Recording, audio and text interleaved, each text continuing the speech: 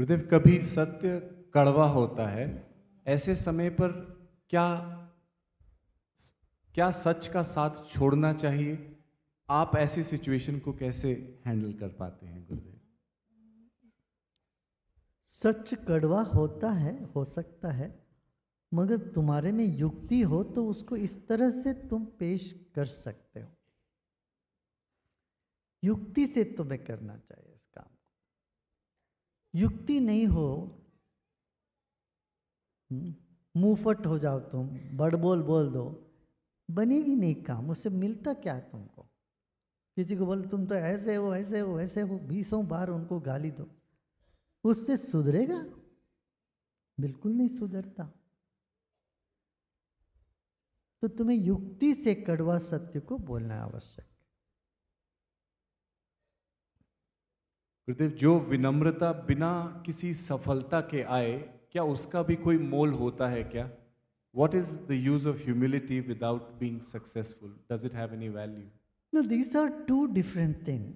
Humility is a good quality in you, but not becoming like a worm. Like, people with too many ambitions, they appear to be too they appear to show too much humility.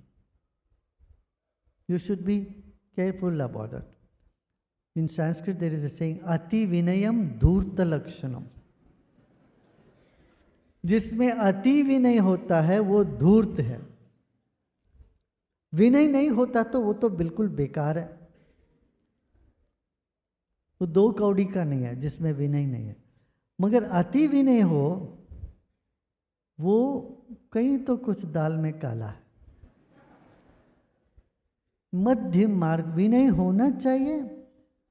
अरे success failure को कौन आंकेगा भाई, होने दो। ऐसे देखो तो तुम महापुरुष जितने हो, इनके कईयों के जीवन में फेल्यूर भी है, सक्सेस भी है। सक्सेस फेल्यूर तो आते जाते, एक समय पर जो सक्सेस लगता है दूसरे समय पर वो फेल्यूर भी हो सकता है। एक दृष्टिकोण से जो फेल्यूर है दूसरे एंगल से देखो तो उसका भी सक्सेस मान सकते हो। मेरे दृष्टिकोण से कोई फेल्यूर नहीं है। हर फेल्यूर तुम्हें एक पाठ पढ़ाया, तुम्हें कुछ सिखाया, तुम्हें एक कदम आगे ही बढ़ाया। बार बार तुम नहीं कर पाओगे ना वही फेल्यूर को। बार बार करते हो क्या? नहीं करते हो। एक बार हाथ जल गया तो दोबारा मत लगाओगे उसमें हाथ, रखोगे तो मूर्ख है। बुद्धिमान तो ऐसे नहीं करेगा, है ना। अरे हाथ जल गया जल गया जल गया, ठीक है, अब सतर्क हो गया, पता चला क्या जलन माने क्या होता है और आग कितना तेज है, समझ में आ गई बात, आगे बढ़ो। और उसको फेल्यूर को मानते। जब तुम अपना हिम्मत हार बैठते हो, अपना विश्वास खो देते हो, अपनी प्रसन्नता से मुड़ जाते हो, तब तुम कह सकते हो ये मेरा फेल्योर है। मुझे तो एक ही चीज का सक्सेस लगता, हर परिस्थिति में हर चीज को झेलो, झेलते आगे निकलो।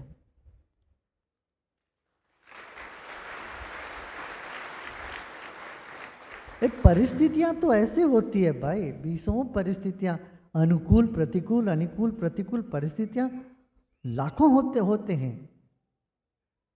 हजारों नहीं, लाखों जीवन में लाखों ऐसी परिस्थितियां आती। इन सब से क्या लेना देना? हमको तो आगे बढ़ना है, अपनी चेतना को बचाना है, अपने मन को बचाना है, अपनी प्रसन्नता को लेके आगे बढ़ना है। ठीक है ना? अच्छा, इसको भी लेके नहीं सुना, अरे गुरुजी बोले मैंने प्रसन्नता मेरा खो गया, मैं ऐसा हो गया, मेरा दिन खराब हो गया। कम ऑन, उसको भी लेके तुम परेशान मत हो जाना। जो हो गया सो हो गया, आगे बढ़ो। हाँ चलो आगे बढ़ो तुम भी। गुरुदेव, गोविंद और गुरु के बीच चुनना हो तो गुरु को चुनना चाहिए, ऐसा कहते हैं। क्या ये दोनों अलग हो सकते हैं? पहले अलग दिखे तो बोले गुरु की महिमा कहने के लिए बोले, गुरु का चरण में वंदना, क्या आपने गोविंद दियो बताए। कहाँ अलग होता? गोविंद का दिया समझ में आ गया, तब तुम कहाँ अलग हो? गुरु कहाँ अलग है? गोविंद कहाँ तुमसे अलग है? बिल्कुल नहीं है, सब एक ही है। ईश्वरो गुरुरात्मेति मूर्ति भेद विभागिनी। सिर्फ समझने के लिए तीनों अलग अलग, ईश्वर, गुरु और अपनी आत्मा। वास्तव में तीनों एक ही है। ये सिर्फ एक समझने के लिए, एक प्रयोग के लिए अलग अलग समझा जाता है शुरू में। ये तो अद्वैत ज्ञान की ओर ऐसे ही चलते हैं।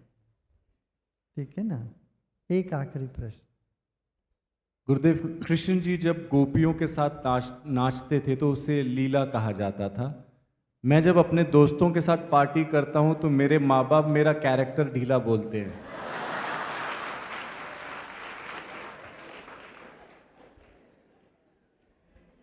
गुरुदेव, मैं 23 साल का हूं, प्लीज मेरे मम्मी पापा को कुछ ज्ञान दीजिए। मम्मी पापा से पहले तुमको एक ज्ञान देता हूं। भाई, कृष्ण के जमाने में ईव टीजिंग का कोई लॉ नहीं था। आज खतरनाक लॉ है। कोई महिला तुम्हारे ऊपर कंप्लेन कर दे, जज भी तुम्हारी बात नहीं मानेगा, महिला की बात मानेंगे। समझ लेना, मुसीबत में पड़ जाओगे। इसलिए कृष्ण से ज्ञान लो, राम की चाल में चलो, ये बोल कृष्ण की।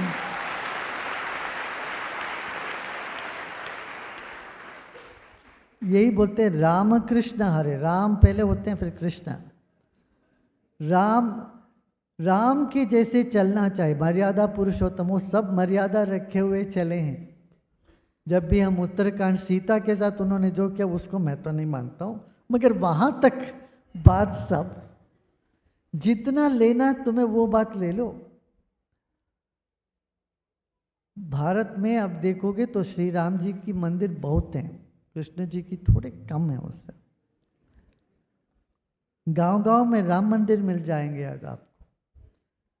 इसलिए गांव में कहेंगे लोग राम की तरफ चलो, कृष्ण की ज्ञान लो, कृष्ण की तरह से अपना चलो मत, ये कहते हैं। कृष्ण का तो टेढ़ा ही चाल है, खड़ा होना भी टेढ़ा है, और महान भाव जो भी करते थे सब, मगर वो कृष्ण कर सकते हैं, तुम नहीं कर सकते।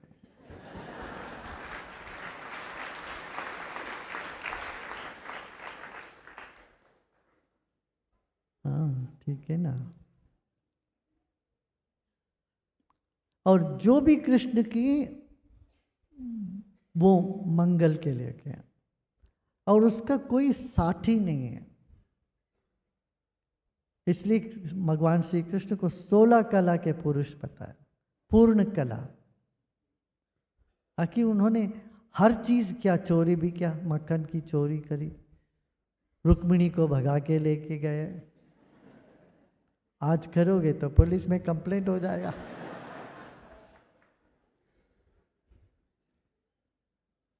महिलाओं का वस्त्र हरण करके पेड़ पर चढ़ गए और कालिंदी पर कूद बैठे। एनवायरमेंटलिस्ट आ जाएंगे, फिर बोलेंगे सांप पर चढ़ गए आप। तो ईव टीजिंग का लग जाएगा केस उन पर। तो कृष्ण की जीवन अनूठा है, अद्भुत है, इसीलिए उसको लीला बोला। ये खेल है भाई, खेल को सच नहीं समझना, और जीवन में ऐसा मत करो। मगर उन्होंने जो बोला गीता में, वो तो लाजवाब। उस चीज को आप लोग रोज कुछ पढ़ो, गीता का 2-4 पंक्ति भी पढ़ोगे, अनुकरण करोगे, स्मरण करोगे, तो बहुत जीवन में एक बहुत बल मिलता है उसका। कई लोग बोलते नींद नहीं आती, नींद नहीं आती, गीता लगा के सो जाओ ना, सुनते सुनते सुनते सो जाओ। अपने यहाँ वो टॉकिंग गीता है, कितने सारे भाषाओं में अपने यहाँ बनाए, उसके साथ मेडिटेशन का भी हमने बनाया। इस तरह से गीता अनुकरणीय है, ठीक है ना। बस ठीक है, फिर बहुत दिन बाद यहाँ वीएम में सत्संग हमने सुना, वहाँ काफ़ी मच्छर उच्छर आ रहे हैं, कीड़े आ रहे हैं। आप लोगों को वहाँ ब्लड डोनेशन कैंप नहीं चलाना, तो मैंने कहा आज अंदर ही रखते हैं।